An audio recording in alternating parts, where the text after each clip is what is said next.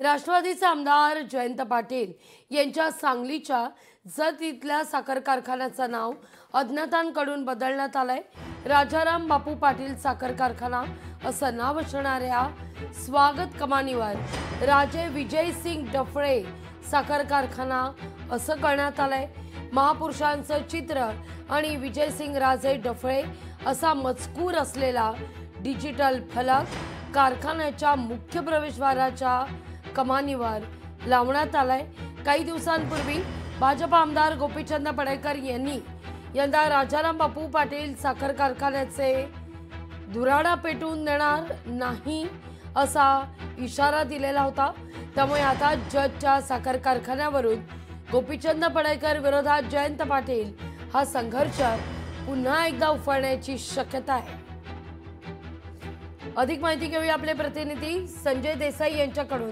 संजय, नेमकं काय हे सगळं प्रकरण आहे? कोणी बदललंय या कारखान्याचं नाव?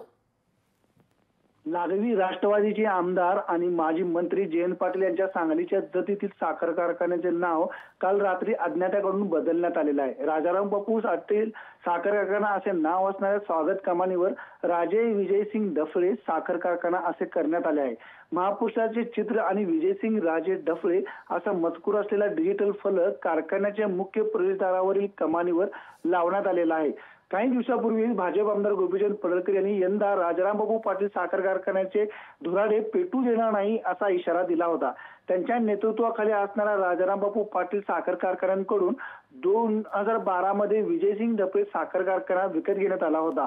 हा कारखाना जयंत पाटील कडून हडप करण्यात आल्याचा आरोप करत सभासदांच्या मालकीचा असणारा पूर्वीचा विजयसिंग राजे डफळे साखर कारखाना परत करावा अशी मागणी गोपीचंद पडळकरकडून करण्यात आली होती। आणि आता थेट कारखाना सुरू होण्याच्या पार्श्वभूमीवर राजाराम बापू पाटील साखर कारखान्याचे स्वागत कमानीवरील नाव अज्ञातांकडून बदलण्यात आलेलं आहे। त्यामुळे आता जतच्या साखर कारखान्यावरून गोपीचंद पडळकर विरुद्ध जयंत पाटील यांच्यातील सुरू असलेला संघर्ष अधिक पेटण्याची शक्यता आता निर्माण झालेली आहे। लागवी अगदी तुर्तास धन्यवाद संजय, तुम्ही दिलेल्या सविस्तर माहिती करता।